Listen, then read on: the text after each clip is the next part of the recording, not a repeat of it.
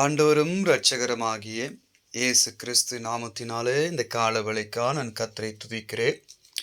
இந்த நாளுக்குரிய வார்த்தை, நான் உன்னை விடுவிப்பேன், நீ என்னை மகிமைப்படுத்துவாய் என்று சங்கீதத்தில் 50ஆம் அதிகாரத்தில் படிக்கிறோம். தேவனுடைய பிள்ளைகளே, இன்றைக்கு இந்த காலவேளையில் இந்த நாளில் ஆண்டவர் ஒரு காரியத்தை சொல்ல, நான் உன்னை விடுவிப்பேன்.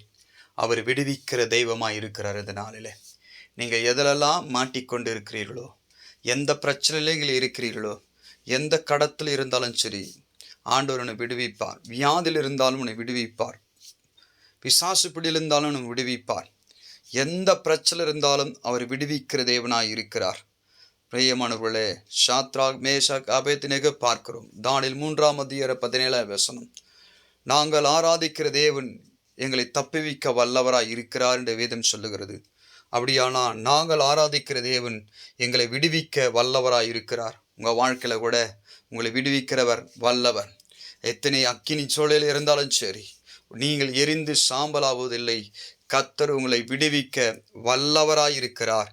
இந்த நாளிலே கடத்திலிருந்து, வியாதியிலிருந்து, பிரச்சனையிலிருந்து, போராட்டத்திலிருந்து உங்களுக்கு ஒரு பெரிய விடுதலை கிடைக்க போகிறது. விடுதலை கிடைத்த உடனே, விடுவித்த உடனே நீங்கள் தேவனை மகிமைப்படுத்த போகிறீங்க. கர்த்தர் உயர்த்த போகிறீங்க. இது நடக்கும். கர்த்தர் அந்த நாள் உன்னை பார்த்து சொல்ல, நீ என்னை மகிமைப்படுத்துவேன்னு சொல்லி கர்த்தர் உங்களை ஆசீர்வதிப்பாராக.